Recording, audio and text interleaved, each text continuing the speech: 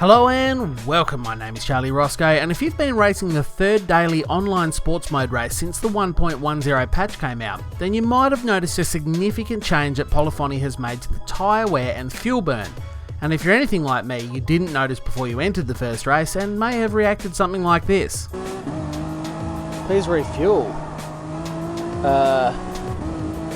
Okay, I've not had this before. Normally they just give you enough fuel to get to the end of the race. Maybe they've changed something and I've not noticed. Maybe the sports modes now, they've increased the fuel and tyre burn to make sure that you do have to pit during the race. But I have to say, my initial reaction was, well, I'll show you my initial reaction live as I had it. Well, this is quite cool, even though I've sort of cocked this race up now. I'm actually really glad they've done this. I'm actually really glad they've increased tyre wear and fuel wear to a point where now you have to stop. But no, I am super glad they've changed this. It means you can be a bit more tactical. You can try and make your fuel last by running lean fuel versus running a richer mixture and having more pace. So the next step, of course, was to try this theory. Am I better off trying to look after my tyres, maybe by running traction control a little bit higher than I normally would, preserving my fuel, putting it on the leanest mixture and trying to make the race without doing a pit stop? Or am I better off just throwing caution to the wind, going as hard as I can, munching up my tyres, burning up all the fuel I need to, but pitting halfway through? I figured the best way to do this was to do two races on the same night, back to back, using the same car at the same racetrack, therefore eliminating any variables. And I wasn't so much concerned with what position I came in the race, because obviously there are other variable factors there, i.e. competitors, how fast they are, any incidences that might happen. What I was looking at was my overall race time. Comparing the two, that was going to be the best way to determine which is the fastest method. The track was the Nürburgring. The car I chose was the Mercedes-AMG GT. It was in a Group 3 race, and for race 1 I decided to go balls to the wall, push as hard as I can. I had my traction control turned to 1, and I had my fuel mixture turned to the richest setting. Just a quick note, I did do all of this on a live stream, which is why you're only watching average-ish quality 720p footage, so apologies for that, but here is the highlights of how race 1 went. Oh, I'll tell you what, I'll get close. I'm going to do it. 57.9. Okay, yeah, happy with that. I've done my quality time. I have no idea how fast. People are getting really fast on this game, like really fast. So I don't know how I'm going to... Oh, I've got pole. Okay, cool. Thank you for starting me on Rev Limiter. That is so fantastic. Really appreciate you just giving that guy all the momentum.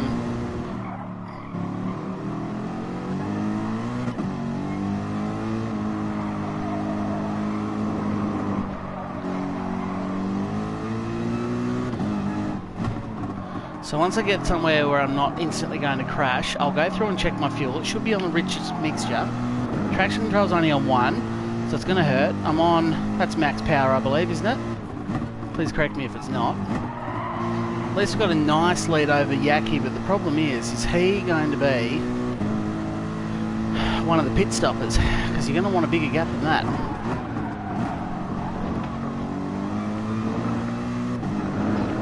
Bit of an alternative line there. Cut the corner to a degree. I'm not going to be able to overtake here, I don't think. Just going to tuck in behind him. Again, this isn't about winning. It's about proving a point. But, you know, winning's also cool.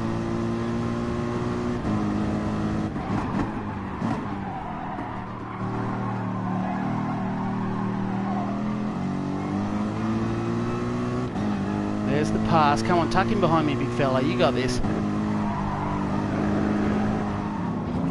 That's better. Bit oversteer. Just to line myself up with pit straight, of course. Not pit straight. Pit lane. Oh, there we go. So I'm going to put hards on. I need to give myself... how many laps? 1.5. I'll give myself 5 laps, which is one too many, but just to be safe here, just to be safe, to be in the pits a long time, wasn't I? Still third, so I'm not the only one to pit.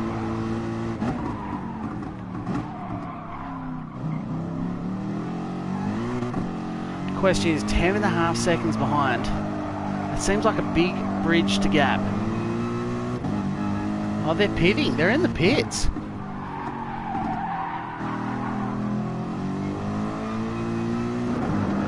Well, it does not bode well for those two. And it looks like Mocha Loves Soulmate is going to hold second comfortably, but he is 4.5 seconds back, so it does make me feel nice. Just 2 laps to go, as long as nothing else untowards happens.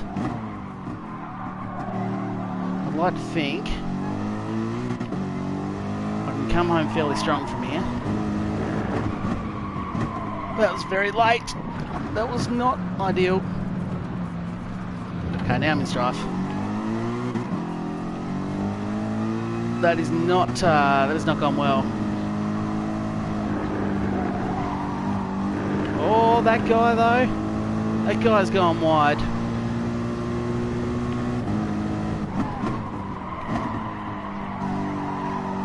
Looks like I got my fueling pretty well spot on. Probably a little bit much in the tank, but there's no point in cutting it too fine.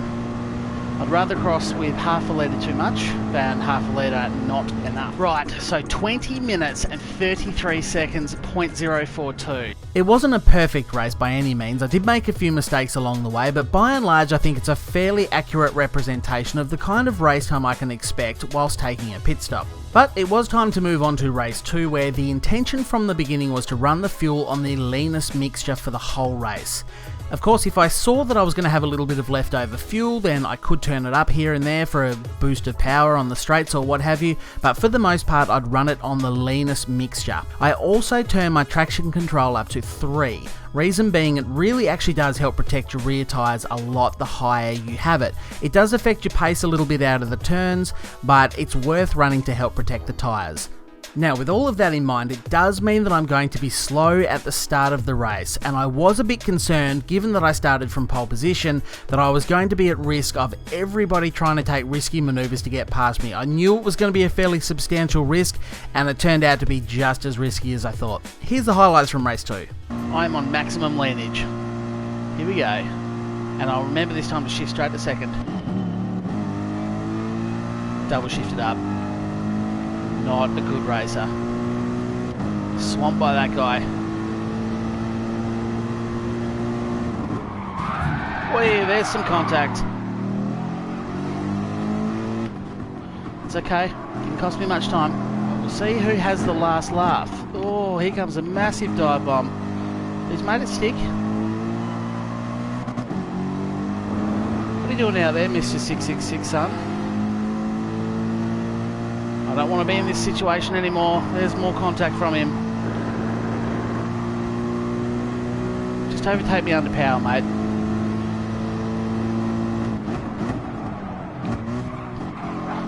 Oh, jeez, come on, mate.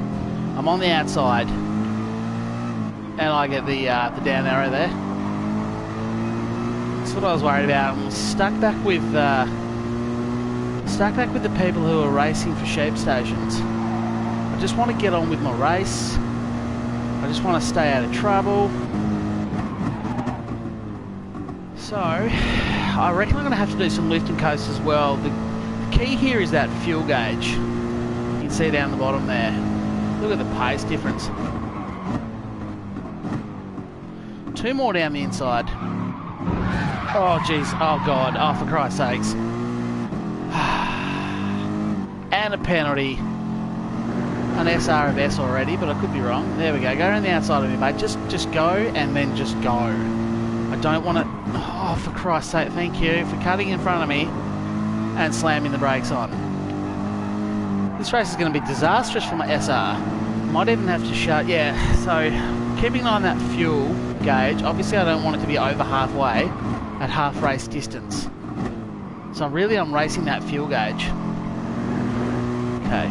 Just go around the outside of me. Just go around the outside. Outbrake me into here. Just be nice about this. There you go. I'll stay out wide for you. Get it done. There we go. Actually, just kind of wish these guys would get out of my way. Or clear off in the distance. Whatever you do, just do something. Because seriously. I expect now a few people will start to pit. There's one in the pits. There's a lot of people in the pits now. And those guys peel in. I don't think I'm going to have enough time made up here. I really don't. I'm in second. But I reckon they're going to be able to catch me, you know.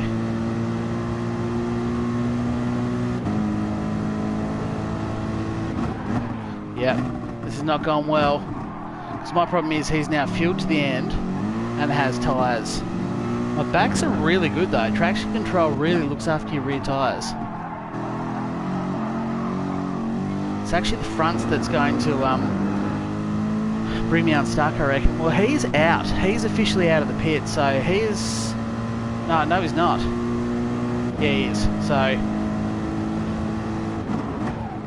No, I'm second. Yeah, okay. So that guy was overall in the lead.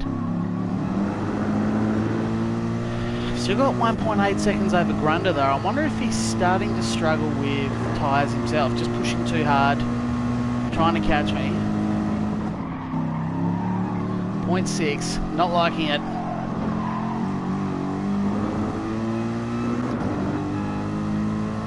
Give myself a bit more fuel, I think. 0.2.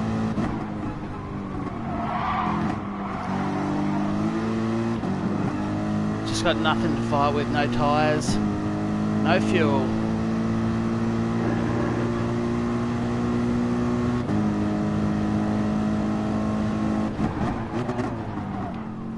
Oh mate, in first, drop right back. Oh, we've had a spin. He'll pinch second.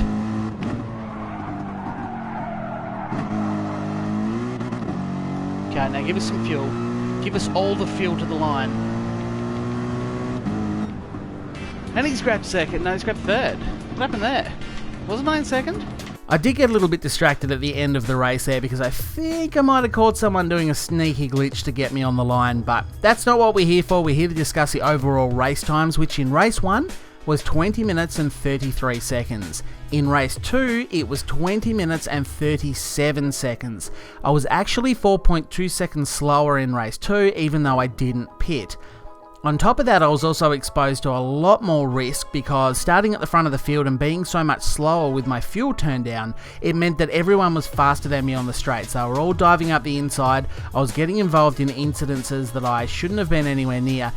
So given how much slower I was and given the extra risk involved, at this point I have to say the fastest and safest method is to race as hard as you can and do a pit stop.